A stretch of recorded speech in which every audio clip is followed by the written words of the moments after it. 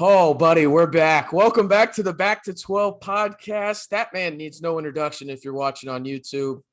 I mean, it was his birthday yesterday. Yes, he's another year older, but that brings wisdom, I think. And I still know for a fact he's 17 times the athlete I am. That's Lyle. I'm RC. We took a brief hiatus, but we're back and better than ever. It's almost football season, and Lyle, we're going to talk about a lot of it today. How you doing, man? Oh man, blessed to be in your presence. I have to always put my disclaimer out there. ESPN, CBS, lay off my guy. I don't want y'all coming in. I think y'all been paying him under the table, but I don't know for sure. So I'm just glad to be back. Get to talk some football with my guys, some Texas Tech sports, all that good stuff, and get back into the swing. So it's perfect timing. Feel refreshed. I feel great to be back in here with you. So, man, I'm just excited to get this thing rocking. How was the birthday? Be on a scale of 1 to 10. Man, it was good, man. My kids, man, they pied me with a cake. So, I owe them. We got a few gassers for that, but they got me pretty good, man. And wifey bought me some Crocs. I'm feeling good, feet feeling good, and Ooh, Crocs. Okay. Crocs. I used to be a Croc hater. But if I was in the league right now, I'd probably be the second one to have them Croc cleats that old buddy made. And they're good on the feet. Feet feel like I'm floating in the air, you know. You a sports mode guy or more relaxed guy? Oh man, depends, man. At night when I'm taking out the trash, I gotta get in sports mode. But most of the time other than that, I gotta be relaxed. A cat jump out the trash can, I gotta be ready to go. I'm not what I used to be. So, it takes me a second to get up and get out. I don't know if I was ever anything compared to you athletically when it comes down to it. It just depends on who you play with, brother. You play with some That's good true. people, it makes you look better. That's fair. That's fair. Got to remind people, we're trying to get to 500 subscribers on YouTube. We're almost there. We're giving you daily videos, doing the podcast weekly. Lyle, let people know where they can follow you on Twitter too. Man, follow me at Coach LLEONG, Coach Leon. Follow me on Twitter. There you go. Everybody was giving you the birthday shout outs yesterday too. So man, that was super cool to see. That's love, man. I appreciate, like I said, there's no better community than Texas Tech for sure. I think we'll get into it probably in the podcast, but I think the biggest mistake, these other schools allowed Texas Tech to wake up those alumni and come together. And I think that's going to be a problem, as you can see with the stuff that they got going on.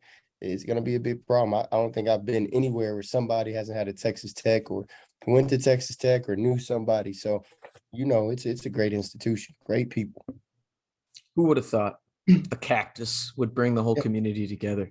Let's get through this, though. I want to jump into it, talk some football with you. Probably going to be like a 30, 40-minute podcast, but I just want to talk generally about Texas Tech football because you've obviously got some great access being a former player. And that's one big thing that we talked about previously before we did take that hiatus on the podcast. Joey McGuire is bringing people like you back, alumni, guys that were in this program and here for the glory days of Texas Tech, right? Like y'all were here during the best time of Texas Tech football, and he's slowly bringing that back. But I just want to start with a general thought.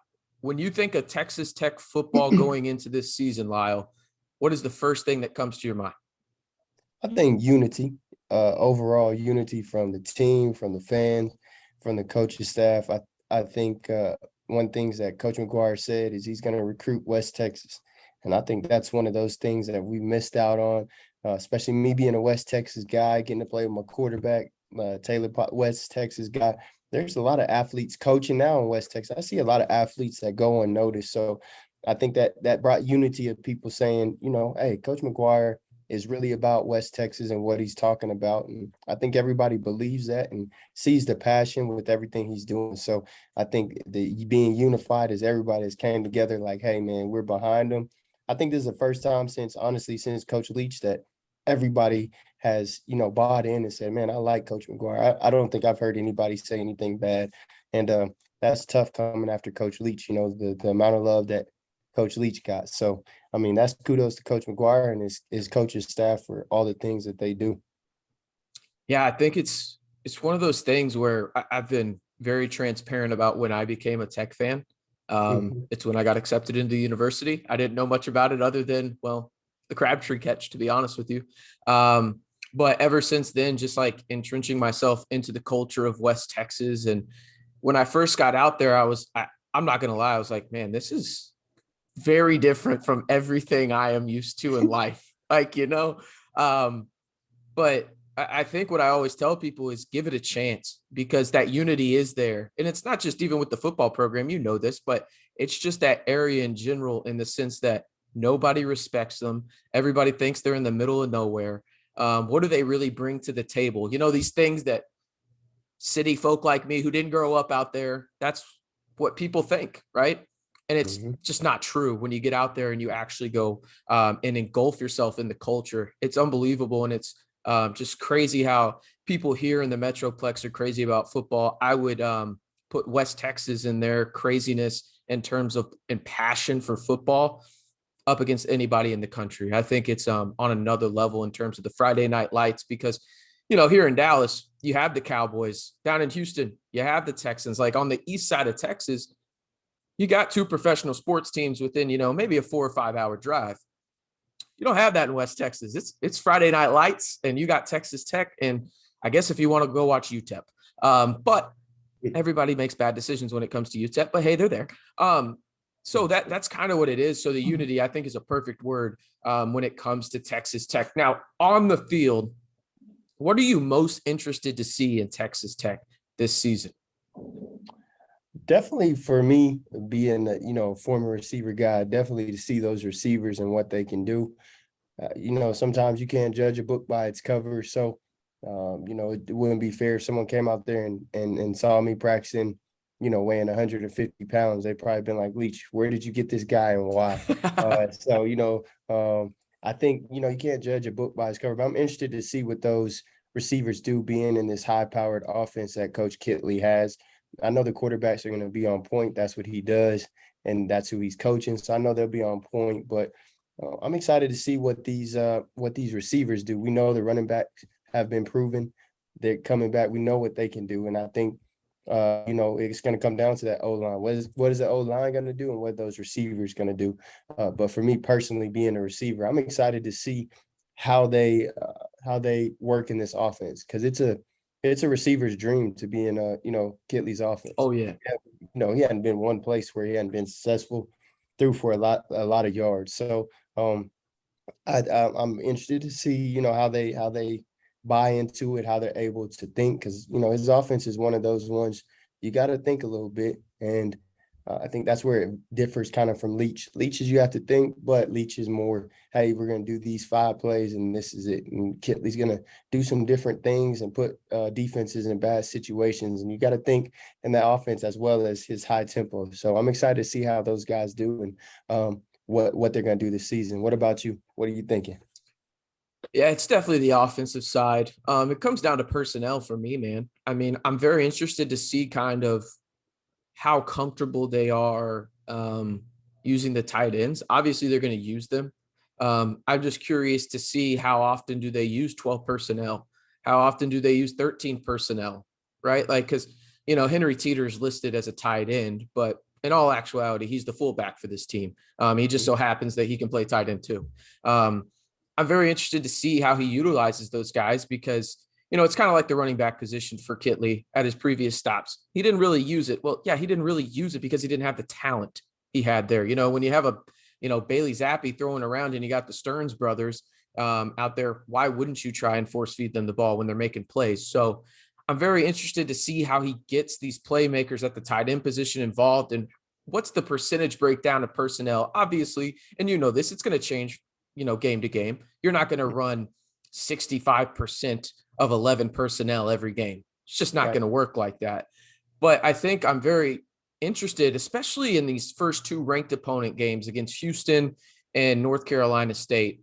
How often do they use 12 personnel? Because I think they might have to use it because of the offensive line, in the sense that we really don't know what that interior of the offensive line, how they're going to produce, right? You think about it, Dennis Wilburn was the starting center. Joey McGuire announced that on Tuesday at the time of this recording, August 23rd. He's going to start at center. He's been a all JUCO type guy, really good. And then you got Weston Wright, who has a lot of starts under his belt as well. Does he shift to right guard if Cole Spencer's ready to go? Cole Spencer's a name that a lot of people know because he's well played with Zach Kittley at Western Kentucky. But you know your bookend tackles are pretty good with Caleb Rogers, who's proven it, and Monroe Mills is the guy that probably has impressed me the most throughout camp, because I thought that was a position battle. And Joey McGuire basically said from like a weekend, Monroe Mills took that job. And I was like, all right, that's a good sign if somebody's taking that quickly. But I'm interested to see how they use the tight ends, because they can be pass blockers, but they can also be that threat where it's, hey, I'm just going to chip you into the offensive linemen so they can get their proper position. Then I'm going to go roll out in the flat, use my athleticism and my size advantage. So I'm very interested to see how Kittley uses them. But I've heard all these, reports from national media members where it's, hey, watch out for all the receivers. And that's what Texas Tech is going to use this year. It's like, listen, Kittley only used wide receivers because he had to, right? He's going to use them at Texas Tech, but he's going to use running backs and tight ends quite a bit as well, as long as they stay healthy. But I think you have a stable at both of those positions. I think you could argue that tight end and running back are two of your deepest positions on the team, with quarterback and DBs in there as well. And then everything else is kind of maybe a question mark when it comes down to it. But personnel for me. But speaking of personnel on the offensive side, I think you're going to have your MVP on the offensive side. But I'm curious, when you think of going into this season, who will be the team MVP, or who is the guy that maybe doesn't need the MVP, be the MVP, but is the most critical player on this Texas Tech roster to get Texas Tech to where they want to go realistically? Who is that for you? Oh, man, that's easy. This quarterback position, anybody will say that. But if you look at any of these teams that are successful, it all comes down to quarterback play. That's the most important position. It's the hardest position. That was a great point, what you said. I also think the H-back tight end, though, is the most is the position that could be most utilized as far as creating mismatches, because they're too small, they're too big for nickel backs to get there, but they're also too fast sometimes for those linebackers to cover. So that's a great mismatch, and that's a great point you brought up. But they could go 21 personnel too, right? Yeah, and that's I mean, they could tough. have Sir Roderick and Taj on the field with Mason or Baylor Cupp at the tight end position and go 21. Yeah, that's tough. That's tough. And then get back into what they want to do, So I think that's tough. But like I said, if you look at the history of Texas Tech, anytime they've been really successful, the quarterback position has been successful. And like you said, our most, I don't want to say our most successful, because, Patty's been really successful. But at the college, our most successful team has been Graham, and he's been up there with, as far as, yards, touchdowns, all those type things, being up for the Heisman. And usually if you got a team that's really successful, their quarterback is good, the quarterback is up for the Heisman. And that's why a lot of time the Heisman winners are quarterbacks. And does it suck for other positions? I don't think so this year. By the way, that's my bold prediction in college football. Yeah, I think a defensive player wins the Heisman this year. You think so? Will Anderson Jr., remember that name at Alabama. He is the best football player in the country by far. By far. I know I'm going to definitely keep my eye on Will. This is the craziest stat, I think, in college football last season. And it's from Will Anderson. Do you know how many tackles for loss he had? 50. Little lower, but 37 and a half. That's a lot. That's sick. He's a sicko. And he runs a 4.4, and he's like 6'3". He's basically Von Miller. That's who he is. He's a sicko. And the reason I bring up a sicko is because you brought up the quarterback position, but I think the MVP for Texas Tech this year, if they want to get to where they want to go, which they've been talking about winning the Big 12, I don't know if that's realistic, but let's just say 8-4. I think it's got to be Tyree Wilson at the DN position. We've seen it in terms of what the recruiting is going on right now for Texas Tech. Where are they building it? In the trenches. That's where the game is won. So guys like you can actually have time to get where they need to go, and the quarterback can get them the ball there, right? Tyree Wilson is arguably the biggest disruptor of a game that Texas Tech has had in the past decade. And I think if he gets to where I think he possibly can go, with his talent level. Lyle, I'm calling my shot right now. On August 24th, 2022, Tyree Wilson will be a first-round pick next year. Yeah. Top 15 pick. I'm calling my shot right now. And the reason I think that is because this might be bold, and I have another video on the channel people can check out for the bold predictions and whatnot. I think Tyree Wilson leads the Big 12 in sacks this year. I think he's the first Red Raider to have double-digit sacks since Pete Robertson in 2014 when he had 12. So what would that do for Tyree? That would put him in the top 10 in program history for sacks. I think he's that guy. I think he's the guy that makes your defense you have a good secondary. We've talked about that before, where this might be the deepest secondary Texas Tech has had in like a decade. Right. But you got to have another guy opposite of him. That's the one I'm interested in. Is it going to be Josiah Pierre? Who's it going to be? But regardless, I think Tyree Wilson, you could argue right now today, obviously going into the season, is the best pass rusher in this conference. And I think that he is going to change the complexity of that defense for Texas Tech. And the biggest reason I think he's going to do that, obviously, is talent. But Tim DeRuyter has coached some of the best pass rushers college football has seen in the past decade. You're going to know two of them. I've already mentioned one. It's Von Miller. And then the second one is Kayvon Thibodeau. I'm not saying Tyree Wilson is either of those guys, because I think those are generational type talents. But even if he's just a tier below, we're talking about a first-round pick that's going to be in the NFL for a long time. I think he gets double-digit sacks this year and leads the Big 12 in sacks and helps Texas Tech defense take a gigantic step forward. Because you talked about the quarterbacks. I think the quarterbacks, regardless of who it's going to be, if Tyler Shuck stays healthy, which I do think he will be, Donovan Smith, Baron Morton, I think any of them succeed because the guy, well, you're really good friends with, and Zach Kittley.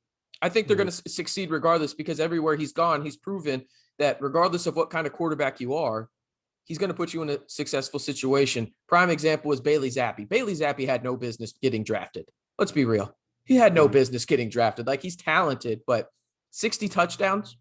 Are we serious? Like, are we serious right now? Like, he's a talented dude, but Zach Kittley helped put him in a proper position to succeed. I think he's going to do that with any quarterback he has. But so you're going with Tyler Shuck. I'm going with Tyree Wilson on this. I think those are kind of the obvious answers. But I think they need to be said too, because getting after the quarterback and the quarterback position are two of the three biggest things in football when it comes to success. I mean, it's just the truth. Right. And I think too, because I hear that a lot, and I used to get kind of mad at people for saying, but, like, should he have any business, with my quarterback at Coach Kidd had? Should he have thrown 60 touchdowns? Maybe not. But the fact that he threw 60 touchdowns, like, who cares? They won games. But I'm saying he's that dude. Because I hear people say that all the time, and I'll never talk about myself, but I'm going to talk about myself for this example. Like, there we go. Hey, yes. This is what we love to see. Let's go. Hey, it's the system, right? And I agree with the system helped me, right? But there's two people that's had 19 touchdowns in the season. It's me and Crab. So the thing is, like, it's the system helps. Man, I love and it helps. Lyle. Hey, this is what we love to see. Let's do it. This is a once in a lifetime thing, but I have to argue with people all the time, man. Because I just think too, like, don't get me wrong, his system, without that system, he would never throw 60. But you still have to know the ins and outs of that system. You still have to make those throws. So I just think, like, too, whenever, like, that dude's a special dude too. Like, like, I think Kittley I think what Kittley did as far as his offense making him that great, Kittley also found the cap, because that's what Mike Leach was good at. Mike Leach came and found Eric. Absolutely. Emo is 5'5". Sorry, Emo, you're probably about 5'8". No disrespect. I love you, Emo. But, I weighed 150 pounds. There's guys that probably shouldn't have been there, but were able and did successful things. So I think that's two things, though, that Kittley doesn't get enough credit for, is finding those guys that people are like, they have some potential, but they're probably not good enough to play, to him going and saying, yeah, that's the dude. I can make this dude good. I can help him. So I think too on that, like, they still got to make it happen, because he's going to put him in the best position, guaranteed that. But like I said, going back to Graham, like, I've seen Graham change the play 4 times and put us in a good position. Like I've only seen him and Tony Romo ever do stuff like that ever in my lifetime. And I play with a lot of great quarterbacks, but that's just something like mentally that they can do. And like Tony, we hear Tony say all the time. I hear all these people like, "Oh, I can't believe he did." Like I saw it live, him do that over and over. Hey, he's gonna blitz. He's He's over here coming out there. predicting plays on TV. It's like, yeah, do Yeah, it. When he's on the field, he was even doing it more so. right. And I seen dudes run the wrong route. When I heard this man tell him, Dez, love you, Dez, too. But I heard this man tell Dez to run a post, and Dez runs a stop, and he throws an interception. I hear all these people, Tony Romo sucks. Like, no, he just told where the blitz was coming, who the mic was, who he got, what route we all got, and then called the play all within 15 seconds. So, I gotta give my man his props on that too, because like I said, that's studying the film with Kit, and also some of those throws, making those throws. Because like I said, if it was that, I would just say every year, he would have a quarterback throw for 60 touchdowns. And like I said, it's a group thing, but he also has the Stern brothers. Like they were really good receivers too. So yeah, they were. a lot that goes into that mix, when you talk about that. But I agree with you, man. I think those are too obvious, and I'm excited to see what they do. Game changers for sure. No, I'm right there with you. Let us know in the comments, though, here on YouTube, who your tech MVP is this year. And if you haven't already, hit that subscribe button. Help us get to 500 subscribers before kickoff. I think we're at like 469 right now. We're getting close. You know what? Let's shoot for 600. Let's shoot for 600 before kickoff. There we go. We were giving you daily videos, going to be doing weekly podcasts, everything. Lyle obviously has got the knowledge in terms of knowing what's going on with the program. I've got some people there too, but let's be real. You're listening to this because Lyle is here. I'm just glad he's starting to brag about himself now. This is awesome. I'm glad I'm rubbing off on you a little bit. This is dope. But yeah, be sure to hit that subscribe button and stay in the know on Texas Tech athletics all year long. All right, Lyle, we got about 10 minutes left on this one. I really want to do this, and we can talk about this in the next podcast next week before the game, and have that preview and everything like that, and the player we're most interested in watching. But I want to get our Big 12 win totals this year for every team. I got them right here. Okay. I'm going to read every one of them to you. I just need a simple over or under. And yes, I am keeping track of this, people. So you can, and we'll put it on Twitter. You can call Lyle, myself out, whatever. Say you're wrong if you got it wrong. But Lyle, we're starting with Baylor. Over 7.5 wins. Over or under? Ooh, that's a tough one. That's real tough. I think it's a clear over, by the way. I don't. Clearly. I think I'm gonna say over, but I'm thinking 7 games, 8. Oh, okay. I'm thinking 10. I think Baylor wins the conference. I think Baylor wins the conference. You think so? All right, Iowa State, 6.5, over or under? I'm gonna have to go. I'm gonna have to go over with Iowa State for sure. You're going over? Yeah. I'm gonna go over as well. I think they get 7. Yeah. Kansas, 2.5. Definitely not. You saying under? Yeah. For sure. I said they won one game in a video and people got so mad. But like they're gonna be they're gonna be underdogs by like 20 points in every game. And the thing is I actually like what Lance Leopold is doing in Lawrence. Like it just takes time to turn around a program. And if they've never been to a game in Kansas, then they cannot be mad. Like I said, I went and there's literally like 75 people at the game when we played. There's more people on the bus to go to a basketball game than there is at Kansas football games. Absolutely. They need to bring the basketball recruits out there. I'm like, dang, ain't no basketball recruits. You don't want to show them that side of the fan base. All right, Kansas State over under 6.5. I'm gonna go under. Going under. I think Kansas State is my dark horse pick to win the Big 12. Really? Yeah, I love Kansas State. Yeah, we could talk about it on another podcast next week, but give the people a reason to come back. But I love me some Kansas State, man. All right, Oklahoma over under 9.5. I'm gonna go under. Under, okay. Yes, I'm going under as well. No, I'm gonna go over. I'm gonna say 10. I'm gonna say they get 10. Oklahoma State 8.5 over under. Over. Ooh, you got Oklahoma State winning the title, don't you? Nah. I feel like from your energy, you do.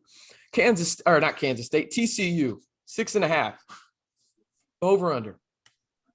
As my dog sneezes in the background, that tells you how he feels about TCU. I'm gonna go over. Gonna go over. Yeah, I'm going under. I'm gonna go under. I think they win 6 games. 6 games? I think they win 6 games. That's fair. I think their defense is trash. Their defense is trash. It was trash last year with Gary Patterson. What are we talking about? They got an offensive coach now. I think it's gonna be bad. That's true. That's a true statement. You know where their defense was last year? Bringing a new energy, though. You know. Yeah, no. I like what they're doing. I think he was a great hire, but their defense was 117th in the country last year. It's trash. That's true. It's trash. All right, Texas. On the outs with that, though.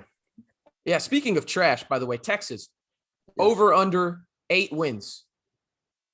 Not 8.5, just 8.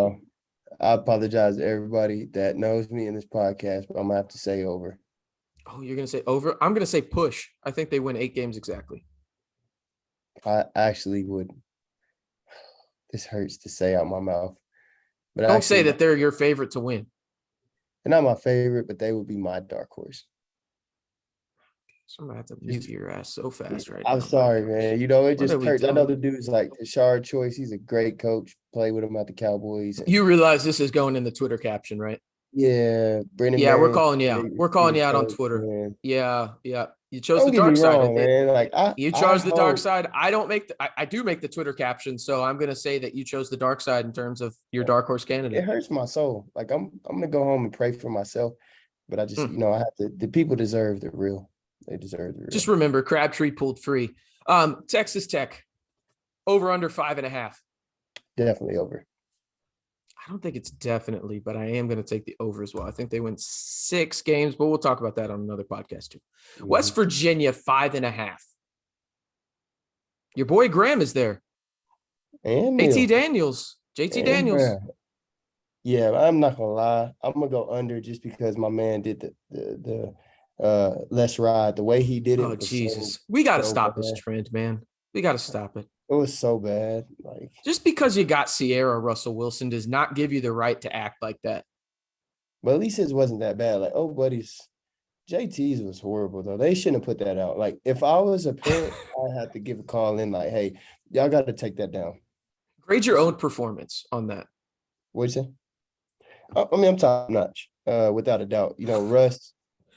I love how I could not give this man an opportunity to just like promote himself or like pump himself up.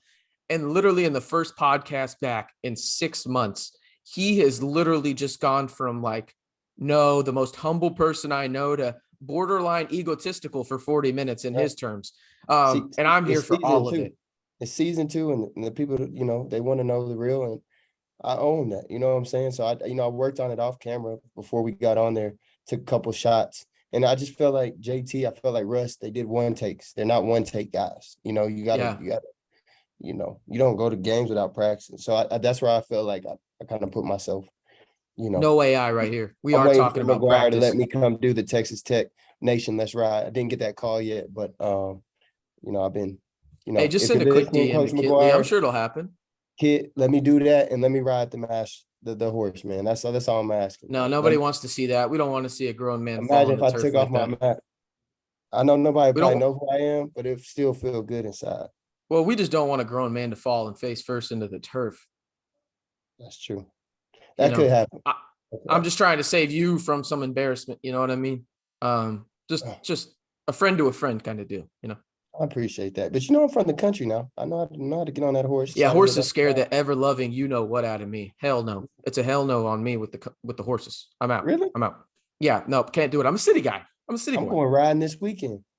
Oh, nope. I'm out. On that note, we might have to head out here too. Let us know in the comments before the end of the video, though. Does Texas Tech go over or under their 5.5 wins this season, Lyle? It's great to be back, my guy. Oh, real quick. I want to give my best bets for week 0 because we do have college football this weekend. Give me Nebraska, cover the -13. Give me UTEP straight up over North Texas. And give me Vandy over Hawaii. Out. Ooh. The Rainbow Warriors losing. So I'm going with that. Give me your best bets in the comments. He's Lyle. You know where to follow him over on Twitter. But just in case you don't, Lyle, what's that ad again? Hey, at Coach LLEONG. We There we go. appreciate y'all, man. Follow him, and you can follow me too at RCMB323. And one more reminder, help us get to 600 subscribers here on the channel before week 1, where Murray State, the Racers, will head to Jones AT&T Stadium for the first game of the Joey McGuire era, and Tyler Shuck will be at QB. Once again, appreciate y'all tuning in to the Back to 12 podcast. We're back weekly. We'll be back.